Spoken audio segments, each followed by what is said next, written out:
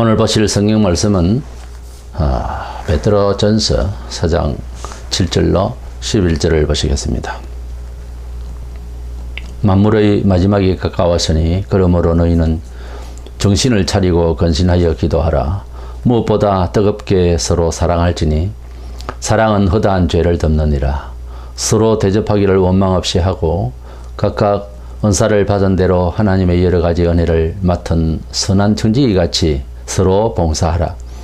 만일 누가 말하려면 하나님의 말씀을 하는 것 같이 하고 누가 봉사하려면 하나님이 공급하시는 힘으로 하는 것 같이 하라. 이는 범사에 예수 그리스도로 말미암아 하나님의 영광을 받으시게 하려 함이니 그에게 영광과 권능이 세세에 무궁하도록 있느니라.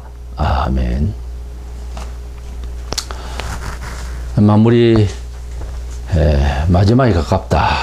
즉 말세가 가깝다. 이런 말씀의 이 말세의 의미는 구약에서 볼 때에 예수께서 이 세상에 초림을 하실 때, 즉 메시아가 탄생했으면은 세상에 말세가 되는 것으로 그렇게 의식적으로 요엘서 2장 28절의 말씀을 사도행전 2장 17절에서 볼 수 있습니다.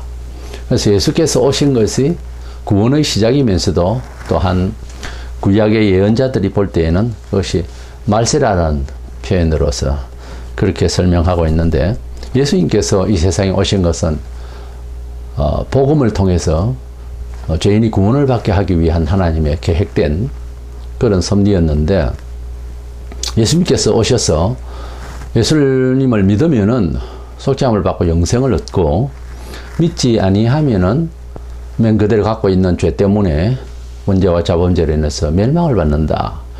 이것이 복음의 핵심입니다.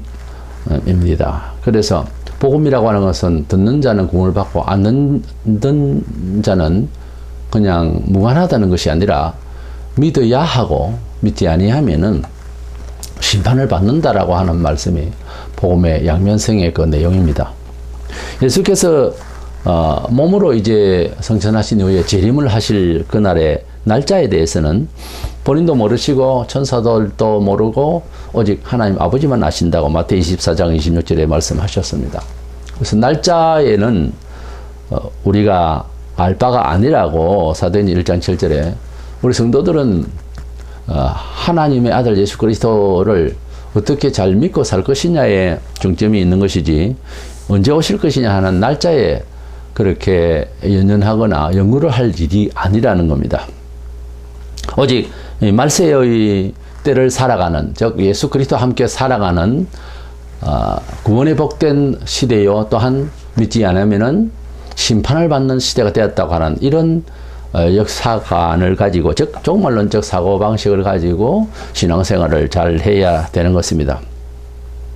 이구동성으로 오늘날 사회를 여러 가지 전륜도 끼워지고 사회 모든 윤리 도덕이 추락을 하고 또 살아가는 의식 구조가 총체적으로 불안을 여기는, 그래서 잘 살아보고 편안하려고 하는 극한 문화적인 발전 안에서 오히려 불안을 느끼게 되고 하는 이러한 삶의 정서가 바로 우리에게 종말이 아닌가, 말세가 아닌가 하는 것을 생각하게 합니다.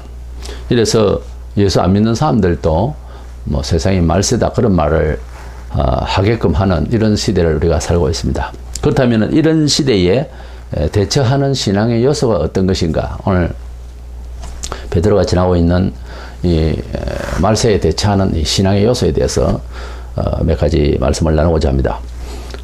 첫째로 말세에 처한 우리 삶을 어떻게 하면 하나님 백성답게 또 종말에 처한 우리의 삶이 승리할 수 있는 삶을 살 수 있게 할 것인가.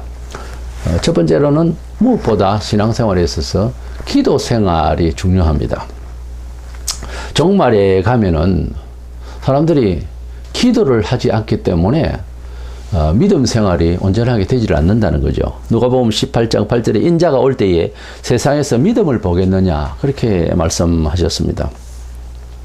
왜 말씀가 되면은 믿음이 상실될까요? 믿음이라고 하는 것은 우리 인간의 도리를 넘어서서 하나님의 능력과 메시지 안에서 사는 거죠. 근데 왜 말세에는 믿음이 없어지냐면 사람의 생각을 믿는다는 거예요. 다니엘서 12장 4절에 보면 지식이 많아져서, 즉 지금 실제 말로 정보시대라고 그러죠. 하나님이 주시는 메시지의 말씀보다 세상의 합리적이고 과학적인 이런 정보에 의존하게 되는 대세가 그렇습니다. 이 사회를 살아가는 정서가 그래요. 대부분 사회적 통계를 믿고 살려 하고 하나님의 능력을 아쉬워해서, 그래서 하나님께서 도와주셨으면 해서 이런 신앙생활로 살려고 하지를 않는다는 거죠. 사회 조직의 힘이 세어지고 내가 개입된, 관여된 곳에 힘이 강해지고 세상적으로 또 문화가 번창하면은 세상의 이 여건, 조건의 환경에 빠지게 되는 거죠. 이스라엘 백성들이 세상을 향해서 어떻게 하면 우리가 이길 수 있을까? 우리가 스스로 잘 될 수 있을까? 이런 생각을 어느새 하게 되고, 하나님께, 그들은 왕이 하나님이시였고 사람의 인간의 조직에서 왕을 세우고 살아왔던 백성이 아닙니다. 근데 어느 날 왕을 달라고 그렇게 했었습니다만은, 그래서 하나님께서는 기쁜 마음은 아니지만은 분노에 차셨지만은, 그러나 그들이 워낙 요구하니까 왕을 세우도록 하셨습니다. 그러나 왕을 세우고 난 뒤에는 오히려 하나님을 더 섬기기는커녕 이제 하나님을 오히려 배반하고 나라가 더 어지러지고 질서가 없어지는 이런 일들을 우리가 구약에서 보게 됩니다. 사무엘상 12장 19절에 하나님 앞에서 세상적인 힘, 세상적인 조직의 힘, 이것을 믿고 살려고 하다가 실패한 경우입니다. 이와 같은 세속적인 문화적인 힘에 의존해서 살려고 하는 우리 이 현대 생활에, 이 세상의 생활에, 세속 문화의 생활에 근거를 두고 이렇게 살려고 하다가 오히려 신앙생활을 제대로 할 수가 없는 이런 지경이 바로 말세의 문화와 정보에 의존하는 이런 것 때문에 기도가 부족해진다는, 기도는 부족한 것을 채우기 위한 것이거든요. 하나님 앞에 감사하기도 하지만은, 본문 7절의 마지막의 만물의 마지막이 가까웠으니 그러므로 너희는 정신을 차리고 근신하여 기도하라. 그래서 이 근신한다는 말은 세속에 물들지 않는다 이런 뜻이에요. 이 근신이라는 게 자제하고 세상 문화를 즐겁게 취급하는 마음을 절제하는 거예요. 그래서 기도 생활을 한다고 하는 것은 세상의 문화와 세상의 힘을 달가워하지 아니하고 거기에 의존하지 아니하고 거기에 믿음을 두지 않는다는 거죠. 근신해서 하나님 앞에 기도한다 하는 것이 원래 예시나 지금이나 하나님을 믿는 신앙심의 근거입니다. 근데 세상을 너무 믿고 물질을 믿고 이렇게 살다가 보면은 하나님께 의존할 이유가 없어지죠. 거기에서 이제 믿음이 없어지는 겁니다. 세상의 힘, 세상의 여건을 믿고 살려면은 처음에는 쉽습니다. 그리고 편할 것 같은데 그렇게 세상적인 힘에 의존하다 보면은 나중에는 빠져나오기 힘든 올가미에 걸려있는 듯한 그런 생활을 우리 현대 생활에서 얼마든지 이해할 수 있는 부분을 매일같이 뉴스를 통해서 우리 자신을 통해서도 보게 되고 느끼게 됩니다. 이건 참 무서운 거죠. 필요 충분 조건에 이 세상의 문화에 매이게 되면 처음에는 매이다고 생각하지 않습니다. 내가 세상을 필요에 의해서 취급을 한다 이렇게 생각했는데 나중에는 문화가 나를 취급을 해요. 마치 처음에 사람이 술을 마시고 그 다음에 술이 사람을 마시게 되는, 그래서 사람이 술을 이기게 됐다가 나중에는 술이 사람을 이기게 되는 그런 우리가 이 세상 이야기가 있고 적절한 예가 되겠죠. 그래서 그런 문화적인 것이 필요하면서도 그 문화에 의존하고 문화를 자랑하고 문화에 의존해서 행복해하는 그 마음이 처음에는 맞는 것 같은데 나중에 매인다 이 말이에요. 그러다 보면 하나님을 의존하고 하나님의 힘을 상실해버려요. 어떤 게 하나님의 힘인지도 나중에는 개념이 없어집니다. 결국 신앙이 바닥이 나는 거죠. 그러다 보면 문화주의로, 그래서 문화를 가지고서 이것이 하나님의 역사다 이렇게 이제 되는 거죠. 이렇게 되다 보면은 그게 그런가 하고 문화 속에 사는 이 현대인들은 그렇게 생각을 하겠지만 나중에 알고 보면 그렇게 자랑하는 사람이나 부러워하는 사람은 다 같이 멸망을 합니다.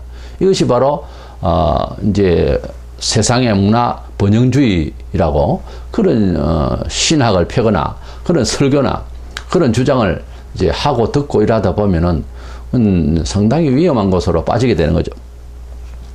그러나 우리는 하나님 앞에서 언제라도 무엇이 있든지 많으면 나누면 되고요.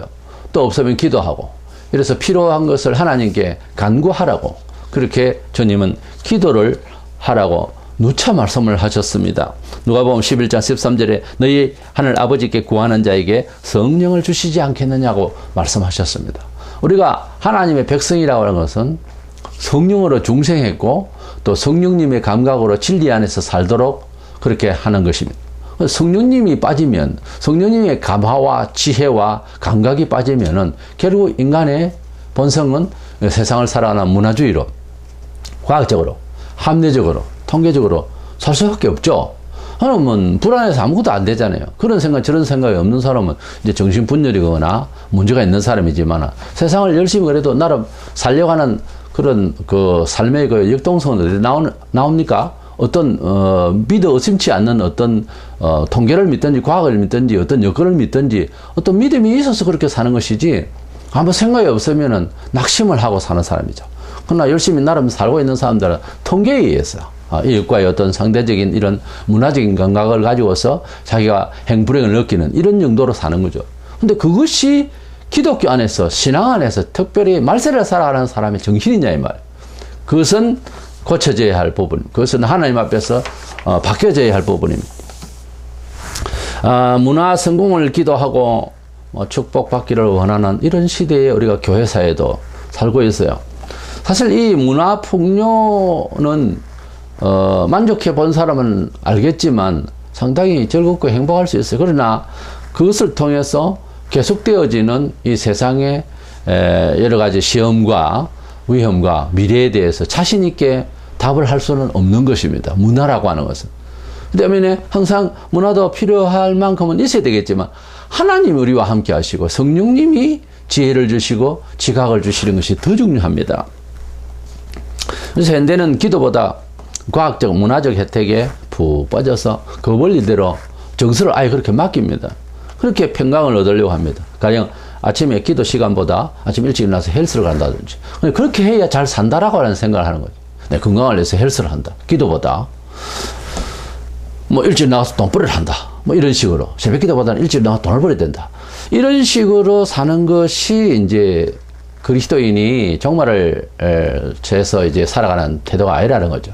아니, 근본적으로 신앙생활이 그게 아니라는 거죠. 결국 그 사람은 신앙보다 세상의 물질과 문화를 의존해서 사는 사람일 수밖에 없는 겁니다. 골로새 2장 8절에 보면은 누가 철학과 헛된 속임수로 너희를 노략할까 주의하라 그랬어요. 우리 세상을 살아가는 세상의 법칙이랄까요? 처세랄까요? 이런 모두 철학이죠. 철학의 본래 어휘적 의미가 오늘보다 내일을 낫게 하기 위한 생각이에요. 이 철학은 문화에서 좀 더 축적을 하고 좀 더 좋은 기회를 얻으면은 행복할 것이라고 하는 가상을 주는 것이 철학이에요. 근데 이 철학적인 사고방식, 과학적인 생각이 마침내 오늘날 초과학 시대까지 왔는데 행복합니까? 그렇지 않지 않습니까? 이래서 철학을 주의하라 그랬어요. 세상의 철학적 사고방식은 언제나 위험합니다. 안전한 것은 하나님의 법이고 영원히 변치 않고 더 이상 생각할 필요도 없는 정해져 있는 법대로 살려고 하고, 그 법이 내 몸에 체질화되기 위해서 기도하고 노력하는 것이 철학을 하는 것보다 낫습니다. 정신을 차리고 조신 있게, 그리고 세상의 모든 것들에 대해서 우리가 너무 즐거워하는 것을 건절하고 신앙적으로 기도함으로 살아야 후회가 없습니다. 마태복음 26장 41절에 시험에 들지 않게 깨어 기도하라 그랬습니다. 사살로니가 전서 5장 6절에 우리는 다른 이들과 같이 자지 말고, 영적으로 그 말이에요. 잠도 하루에 한 번도 안 자고 살아란 말이 아니고 영적으로 자지 말고 오직 깨어 정신을 차릴지라. 우리가 세상을 살아가는데 여러 가지 방식을 우리가 처세라고 그래요. 이런 과학적이고 문화적인 것의 연구가 부정되는 것이 아니라 거기에 의존해서 하나님께 기도하고 그 모든 연구와 그리고 연구의 결과를 통해서 하나님께 영광을 돌리고 이웃을 위하고 우리 삶을 영적으로 더 부욕해 하고 더 겸손케 하고 더 감사케 하고 이렇게 나가야 되는데 서로 대칭적이고 대조적이고 세력적이고 사회를 불안케 하고 강자와 약자를 나뉘게 되고 이렇게 하는 과학의 발전, 이렇게 하는 열심의 노력의 결과는 문제가 된다는 거죠. 그리스도인이 가질 처세는 아니라는 거예요. 우리가 하나님 앞에서 기도하고 이 모든 것을 시작을 해야 성령께서 기도하는 자에게 성령을 주시지 않겠느냐고 말씀하신 대로 성령이 가마가 되어서 성령께서 주시는 지각 곧 진리 안에서 모든 삶의 철학을 가지고 하나님을 깊어지게 하며 이웃을 우리가 사랑하고 공유하며 그리고 행복을 나누고 각을 세우고 뭐 양리비를 하는 것이 아니라 함께 한 공동체를 형성해 나가는 그런 충만한 은혜 가운데의 삶을 살아갈 수 있도록 하는 것이 바로 기도하면서 사는 일이라는 거죠. 근데 종말에 가면은 물질과 어떤 그 세상의 어떤 세력과 조직의 힘 이런 것들 때문에 기도가 없어진다는 거예요. 이런 것들을 자꾸 믿기 때문에. 그래서 말세에 가면은 이와 같이 기도가 부족할 것을 알고 베드로가 말하기를 이 마지막 때가 가까웠으니까 정신을 차리고 근신해서 기도를 하라. 그래서 마지막 때에 우리에게 첫째 이 기도의 생활이 부족해질 테니까 너나 할 것 없이 조심해라는 것이에요. 두 번째로는 종말에 가면은 뭐가 빠지느냐, 사랑하는 것이 부족해진다. 그것도 뜨겁게 사랑하라 이렇게 본문에 말씀하고 있는데 하나님의 자녀가 되면은 믿음과 소망과 사랑 가운데 사랑이 제일이라고 이 사랑하면서 살아야 되는 것에 대한 지식은 있어요. 이것을 원칙으로 알고 있습니다. 고린도서 13장 13절에. 하지만 이것은 하나의 지식일 뿐인 거예요. 우리가 신학을 하고 하나님의 말씀을 듣고 교회를 다니고 성경 공부를 하고 하는 것도 다 필요한데 그것이 지식으로만 남아있으면 사실은 무용한 일이에요. 알고 있기 때문에 부담스럽기 때문에 교회 다니는 것이 오히려 더 힘든 이런 지경에 가면은 참 아이러니한 일인데 하나님의 뜻을 많이 안다고 해서 자기에게나 남에게나 유익한 것이 아니에요. 가만히 보면은 많이 알수록 행하기가 어려워지는 지경에 가거든요. 그래서 기독교 신앙을 공자의 윤리를 뭐 이렇게 학습하듯이 이렇게 하는 것은 별 의미가 없습니다. 원칙적으로 따지면 교회 사회는 뭐 신학을 그렇게 열심히 하고 하는 것보다 하나님 말씀을 체득해 나가야 되는 거예요. 체험을 해 나가야 되는 거예요. 많은 것을 알아야 할 꼭 그런 이유도 없어요. 성경에 너희가 전체적으로 총체적으로 총론적으로 잘 알아야 된다는 말씀은 없습니다. 그래서 하나님 뜻을 깨달아라. 하나님 말씀대로 살아라. 성령을 받아라. 이런 말씀이 있지. 뭐 신학교를 세우고 공부를 하고 그래서 뭐 학박사가 되고 그런 사람이라야 장로가 되고 목사가 되고 훌륭하다. 그런 것을 추정할 수 있는 말씀은 사실 없어요. 아무리 2000년 전에 신구의 모든 말씀이 다 끝을 맺었다 하지만은 그 말씀은 영원한 진리이고 그 말씀은 영원히 적용될 배경이기 때문에 그때 그 말씀은 그랬지만 지금은 뭐 이제 이 세상에 학식이 필요하지 않느냐 하지만 그렇지 잘 안 해요. 우리가 해봤지 않습니까? 그 인간적으로 인본적으로 많은 것을 생각하고 뭐 성경을 이야기해서 상담적으로 심리학적으로 철학적으로 신비적으로 별걸 다 해봤는데 유럽에서부터 그 짓 하다가 교회가 망가졌잖아요. 하나님 말씀은 좀 편하게 그냥 그 말씀대로 순종을 해야 되는 겁니다. 성경에는 순종이 믿음의 덕이에요. 믿음으로 가는 것이 순종이에요.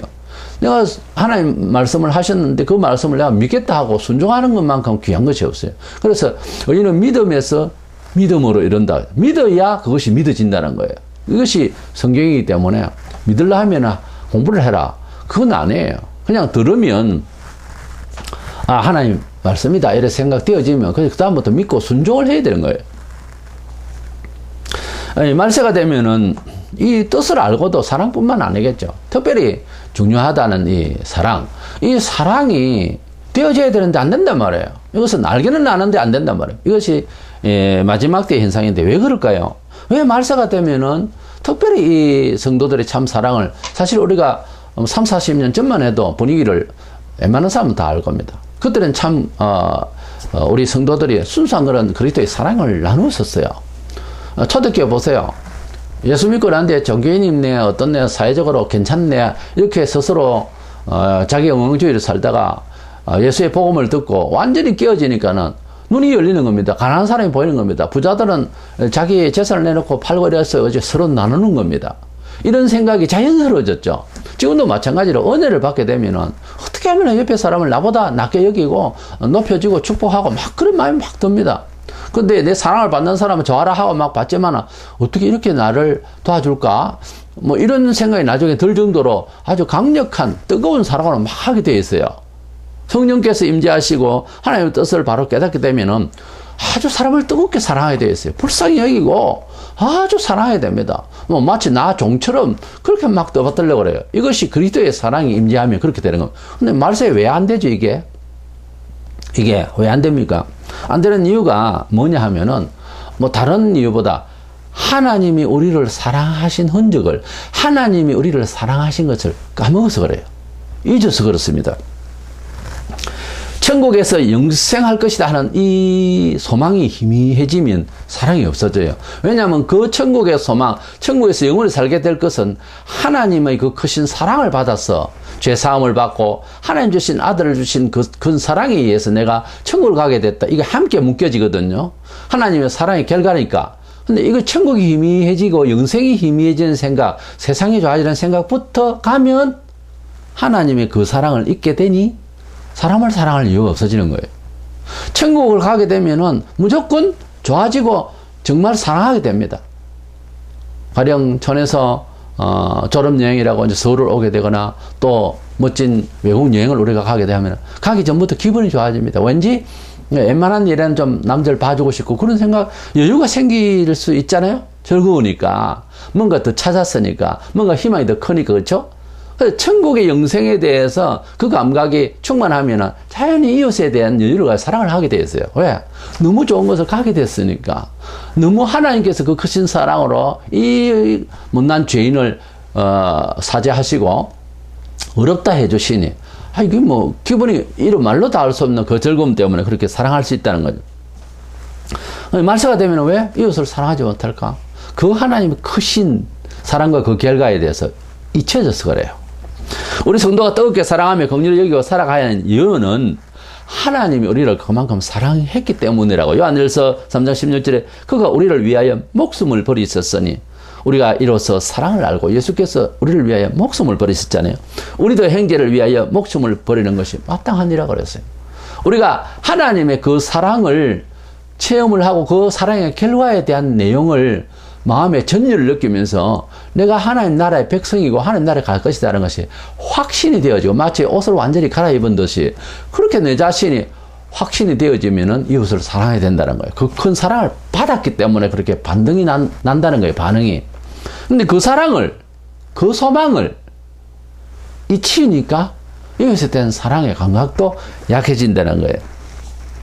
이게 왜 이럴까? 이 말세가 되면 더 이 사랑이 안 되는 이유가 뭘까? 천국보다 눈앞에 있는 걸 좋아하기 때문에 그렇습니다. 영원한 것보다 순간적인데 즐거움을 얻어서 그렇습니다. 그러니까 자연히 이웃에 대한 사랑이 부족해진다는 그런 심리적인 결과가 나오는 거예요. 요즘은 뭐 천국이라든가 영생, 인내, 십자가 이런 용어를 교회에서 잘 못 듣습니다.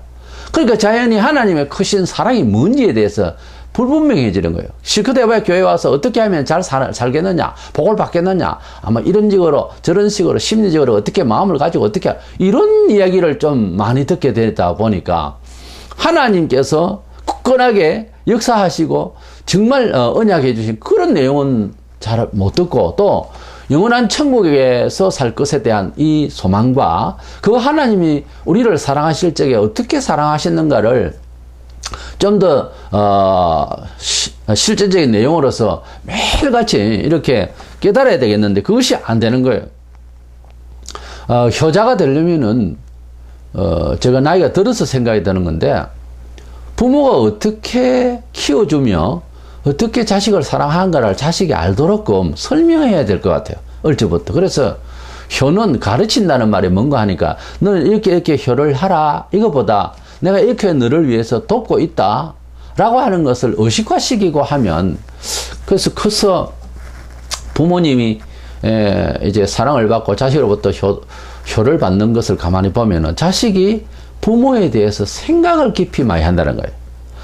효자들은 부모에 대해서 부모님이 어떠실까 하는 것을 생각을 하고 자기를 어떻게 사랑하셨는가를 생각을 곰곰이 하니까 그 사랑을 이제 갚느라고 그렇게 하는 거예요. 효라는 것은. 근데 나를 낳아주시고 헤어졌습니다. 가령. 그래서 30년만에 이성가족이 돼가지고 또 만났습니다. 효심을 발휘할 심적 동기가 없잖아요. 오히려 효심은 양부모가 된 사람에게 할 수 있는 그런 정서가 있잖아요. 어쩔 수 없잖아요. 키워주지를 못했잖아요. 근데 부모님이 가는 기본적인 그런 일륜적인 그런 전륜적인 그런 예의는 하더라도 심적으로 안 일어나잖아요. 근데 내가 부모님을 사랑을 받고도 안 일어나는 것은 이것은 효를 못 가르쳐서 그렇습니다. 효를 가르쳐야 되는 거예요. 하나님께서 우리를 어떻게 사랑하셨는가를 목사 입을 통해서 먼저 믿는 성도를 통해서 처음 예수를 믿을 때 자꾸 가르쳐야 되는 거예요. 너는 하나님을 떠나 있으면 이렇게 저렇게 세상과 같이 그렇게 살다 멸망을 받을 것인데 너는 하나님을 믿었으니 우리가 이렇게 하나님 사랑대로 살아보니까 이렇게 잘 되더라. 이런 식으로 하나님께서 도와주시더라. 그리고 우리가 이렇게 해서 지옥이 확실히 있다. 너도 잘 깨달아 봐라. 그래, 거기에 가야 할 사람인데 우리를 천국하게 하신 것을, 예수 그리스도 하나님 아들을 통해서 희생을 시켜서 우리를 이렇게 구원하셨다. 그 희생을 얼른 이해하지 못하면 저 구야에서부터 희생한 사람들, 아브라함이 이삭을 바칠 때라든지 이런 희생을 통해서 하나님 그 사랑을 보여주려고 하는 것을 한번 봐봐라. 그리고 그 예수님이 우리를 위해서 얼마나 고생하셨는가를 보라. 이렇게 이제 잘 가르치는 거죠. 이런 예수를 가르치고 예수의 죽으심을 가르치고 예수의 희생을 가르치고 하나님의 사랑의 실제를 가르치면은 그 사랑을 자꾸 듣습니다. 처음에는 뭐 긴가민가 하겠지만 자꾸 들으면은 그 사랑 때문에 내가 구원을 받았구나 하는 마음으로 정착되는 거예요. 그러니까 그 사랑이 확신이 되어지고 어느 날 되면은 더 뜨거운 마음이 듭니다. 저는 나이가 40이 되던 해에 하루 종일 울었습니다. 어머님의 은혜에 대해서. 정말로 나는 그때 깨달았어요. 그와 같이 하나님이 그 거신 사랑을 우리가 깨달을 때가 있습니다. 처음에는 듣고 그런가 하지만 어느 날 되면은 통곡하고 너무도 감격해서 마치 이산가족을 만난 것 같고 정말 물에 떠내려가는데 허겁지겁 이제 희망이 없는 나를 건져주신 것 같은 그 마음을 받아요. 깨닫습니다.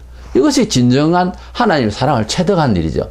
그러고 난 뒤에는 반응이 이웃을 내 몸처럼 사랑하는 말씀을 인정하게 되는 거예요. 그리고 사랑해야 된다는 것이 늘 항상 마음의 거룩한 부담으로 아름다운 생각으로 정착하게 되는 겁니다. 하나님도 믿고 사랑도 해라. 이분화해서 가르칠 부분이 아니고요. 이래서 우리가 하나님의 그 사랑을 잊어버리는 것은 말세가 되면은 천국과 영생과 영원한 상급보다 자꾸 세상적인 이야기를 하니까 까먹는 거예요. 하나님 사랑을. 가르치는 자가 더 지금 중요한 겁니다. 이런 부분에 있어. 본문은 8절에 무엇보다 뜨겁게 서로 사랑할지니 사랑은 허다한 죄를 덮느니라. 하나님께서 우리를 사랑하실 때에 그 많은 죄를 아들의 피로서 다 덮어주셨습니다. 하나님이 우리를 사랑하셔서 우리 죄를 덮어주신 같이 우리도 서로 형제의 죄를 덮어주는 참 사랑을 해야 한다는 말입니다. 그런데 말세가 되면은 디모데후서 3장 2절에 사람들이 자기를 사랑하며 그래서 마지막 때에 이기심이 이제 강화된다는 거예요.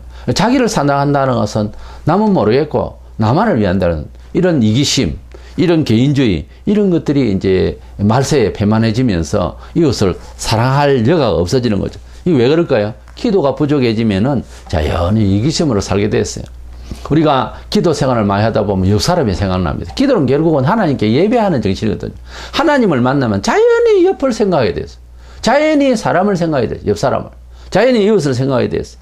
교회가 예배하고 교회가 그래서 하나님을 지극히 섬기고 그래서 하나님 사랑을 알고 그렇게 예배를 하고 난 뒤에 밖에 나와서는 죄를 지어가지고 교회가 온 세상에 어두운 역할을 한다면 이건 예배를 드린 게 아니고 이건 기도를 한 게 아니지 않습니까? 뭔가가 목사가 메시지에 문제가 있는 거예요. 바로 가르치고 바로 되도록 했으면 그런 일이 있을 수가 없죠. 기도가 부족해지면 자연히 이기심으로 돌아서게 됩니다. 사람 본성이라는 게. 육신을 잃고 있기 때문에 예외가 없어요. 어쨌든 하나님을 더욱더 사랑할 수 있고 만날 수 있는 기회를 제공하지 않으면 자연히 그 성품화와 상관없습니다. 자연히 세속적으로 그냥 고무줄처럼 바로 그 자리로 돌아갑니다. 그렇기 때문에 하나님의 그 사랑을 잊지 않도록 자꾸 가르침을 받아야 되는 거예요. 성경을 볼 때에도 하나님의 그 사랑을 자꾸 읽어야 되는 거예요. 기도가 부족하니까 사랑이 생기지 않고 늘 기도하고 예배 중심적 생활을 잘 해야 하나님의 그 사랑을 알게 되고 기도함으로 또 그 하나님의 사랑을 또 다시 채우고 해야 스스로도 행복하고 남에게도 사랑할 수가 있게 된다. 이래서 마지막 때가 되면은 이제 기도보다 문화주의로 가고 마지막 때가 되면은 내세에 대한 결과를 위한 하나님이 아들 주신 그 사랑 그걸 잊어버리는 거예요. 그런 용어를 자꾸 안 써요 교회에서. 안 쓰고 하나님 사랑을 이야기해도 자기 개인이 잘 되는 그쪽만 자꾸 이야기를 하니까 이게 지금 이웃을 사랑하게 돼. 이 성경에는 서로 뜨겁게 사랑하라고 그랬어요. 서로 사랑하라고 그랬지. 자기 혼자 사랑하라 그 말이 아닙니다. 심지어 어떤 사람 설교 들어보면은 제가 이 목사 설교를 며칠서 죄송한데 근데 자기를 먼저 사랑해야 됩니다. 그건 뭐 뜻은 있지만 너무 이기적인 세상에서 그런 용어가 뜻은 깔려 있지만은 난 좀 피했으면 좋겠습니다. 우리가 이웃을 사랑하라고 그랬죠 성경에. 그래서 세 번째로는 말세가 되면은 잘 안 되는 부분이 뭔가 하면은 서로 자기가 가지고 있는 힘을 은사를 서로 봉사하는 일이 부족해진다. 물론 지금 많이 봉사하는 생활들을 하시고 있는 분들도 있겠지만은 예수님을 믿어도 그 믿음의 정도와 특징적인 은사들이 로마서 12장 14장에 각각 다르다고 그랬어요. 각 지체가 손이 있고 발이 있고 머리가 다리 있고 이렇게 해서 한 몸을 이루듯이 교회라고 하는 한 공동체는 각양자기 하는 일들이 있어서 그리스도 몸을 이루기 위해서 자기 은사대로 각각 자기 역량대로 일을 하게 된다라고 말씀을 하고 있습니다. 본문 10절에 각각 은사를 받은 대로 하나님의 여러 가지 은혜를 받은 선한 청지기 같이 서로 봉사하라 그랬습니다. 청지기라고 하면은 주인이 각자에게 적절히 맡긴 것을 가지고 주인의 뜻에 맞게 일을 하는 자로서 사실은 그 자주권은 없고 그저 주인이 원하는 대로 그 목표를 따라서 방법도 그렇게 잘해서 주인을 기쁘게 해드리는 주인의 일에 청지기로서 역할만 하는 것입니다.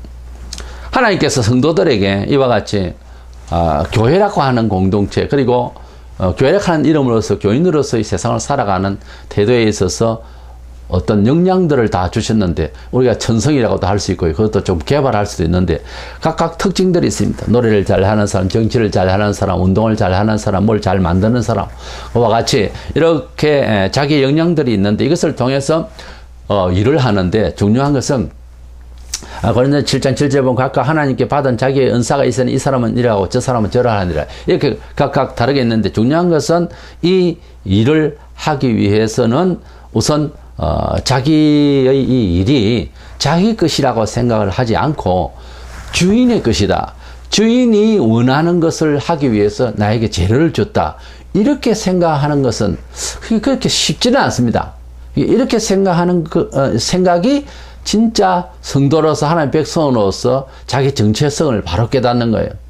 나는 누구인가 하는 거죠. 나는 하나님 앞에서 이렇게 할 수 있는 부분이 하나일 수도 있고 두 가지일 수도 있는데 이런 특징을 하나님 앞에 어떻게 하면은 주의 교회 공동체를 위해서 내가 잘 쓰임을 받을까 이런 상식적으로 이런 청지기의 정신이 먼저 정착을 해야 되는 거예요. 대부분은 하나님을 이용하려고 하는 이런 종교인이 되면 그런 생각 아예 하나도 안 하죠. 그러나 우리가 예수를 믿게 되면은 돈이 많습니까? 힘이 좋습니까? 내가 가지고 있는 것으로 하나님의 교회를 위해서 쓰임받아야 된다. 이건 처음부터 그런 식으로 하고 손해될 것 같으면 못 오는 거고요. 교회를 못 다니죠. 손해된다 싶으면. 그런데 교회를 다니면서 손해된다는 생각을 가지고 다니는 사람 많습니다. 내가 하나님 나라를 위해서 이 일을 이렇게 해야 되겠다는 생각이 손해가 되어진다라고 생각을 되어지면 그것은 신앙이 아니에요. 어찌됐든 간에 손해라고 하는 것은 없어요, 원래. 왜냐면 우리는 빈손으로 왔다가 욥처럼 빈손으로 갈 사람인데, 욥이 한 말처럼. 우리가 하나님 앞에 무엇을 받았으면 그것을 교회 공동체를 위해서 하나님의 목적의 그 방향을 위해서 어떻게 쓰임 받을까 하는 이런 입장에 서야 되는데, 손해가 된다. 이러면 11조를 내고, 이 손해가 되지 않, 이 손해가 되면 이게 신앙이 아닌 거예요. 이 문제가 있는 겁니다. 그리고 청지기 역할로서의 정신이 있어야 되고, 그리고 내가 받은 은사를 가지고서 하나님께서 주신 어떤 역량을 가지고서 자기 영광을 위한 것이 아니고 서로 봉사하라 하는 말이 있어요. 그러니까 서로 봉사해야 되는데 말세는 자기 중심적으로 살려고 하다 보니까 무슨 일을 하긴 하는데 자기 자랑을 위해서 일을 하려고 그러고요. 그러니까 억지로 자기가 자격도 없고 일도 하지도 않으면서 명예 뭐 직분을 가지고 권사야 장로 명예를 붙이고요. 그 왜 명예입니까? 왜 명예를 얻으려고 그래요? 교회 안에서. 하나님의 영광 가운데서 나의 명예는 가려져야 됩니다. 원래 세상에서도 명예가 있던 사람이 오히려 교회 오면은 주만 올라가고 나는 쇠하여야 하리라 세례요한처럼 나의 명예 때문에 상대적으로 저 사람이 힘을 잃을까 그런 상대적 빈곤을 느낄까 조심하면서 오히려 가려져야 된다는 거예요. 그것이 성경적인 자기의 존재에 대한 이런 처세인데 오히려 교회에서 없던 명예를 받겠다는 거예요. 그것도 돈으로 이제 받겠다는 사람들도 있다고 하잖아요, 교회에서. 명예권사, 명예 집사. 이렇게 하니까 이 참 보통 문제가 아닌 거예요. 우리 교회에서는 각양 받은 은사를 가지고 서로 봉사하라. 말세가 되면 이기심이 이제 되고 팽배하고 그러다 보니까 서로에게, 남에게, 연약한 자를 돕는 쪽으로는 생각을 안 하는 거예요. 요즘 교회 운영도 그렇고요. 자기 교회주의, 자기 어떤 목사의 명예주의, 예. 그리고 교회 직분을 수행하는 중심도 지극히 개인 영예를 위해서 하는 모습을 우리가 볼 수 있습니다.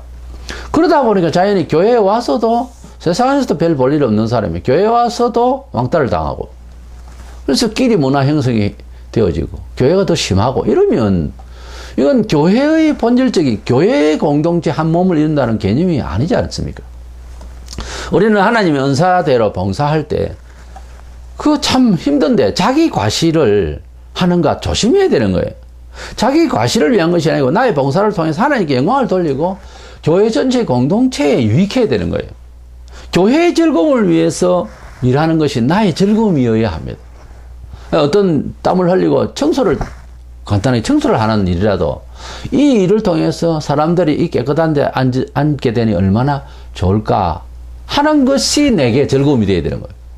그 내가 청소를 하니까 상을 주고 잘했다 그러고 돈을 받고 하고 교회 일을 하면서 내가 피아노 반주를 하는데 돈을 어째서 교회 일을 하는데 돈을 받고 하려고 합니까? 하나님의 일을 위해서 교회 공동체 일을 위해서 일을 하고 난 뒤에 그 일을 통해서 교회가 기뻐하고 교인들의 우리의 손과 발들이 다 함께 기뻐하는 것이 나의 즐거움이 되어야 된단 말이에요. 근데 그걸 통해서 내가 즐겁고 내가 대가를 받으려고 하면 이미 그것은 교회 공동체에 서로 봉사하는 지체의 은사가 아니죠. 고린도전서 10장 31절에 그런즉 너희가 먹든지 마시든지 무엇을 하든지 다 하나님의 영광을 위하여 하라. 우리가 무슨 일을 하든지 교회 공동체로서의 은사를 받은 사람이 되면은 자기를 위해서 먹고 마시는 것이 아니라 안 먹는 사람도 억지로 먹으라 하지 마세요. 금식 중에 있으면 주를 위해서 뭔가 받은 은사를 잘 발휘하려고 준비 중에 있으니까 억지를 부리면 안 됩니다. 그 사람은 안 먹어도 주를 위해서 안 먹어요. 먹는 것도 저 사람 뭐 그렇게 많이 먹냐, 오늘 많이 먹어야 내일 무슨 일을 위해서 하는지 어쩌는지 어떻게 알아요 당신이. 그래서 무엇을 하든지 주를 위해서 하면 잘하는 거예요. 남이 오해하든 말든 먹든지 마시든지 무엇을 하든지 하나님의 영광을 위해서 하라는 거예요. 이것이 목표 지향적인, 이것이 교회 공동체로서 자기 은사를 발휘하는 중심인 것입니다.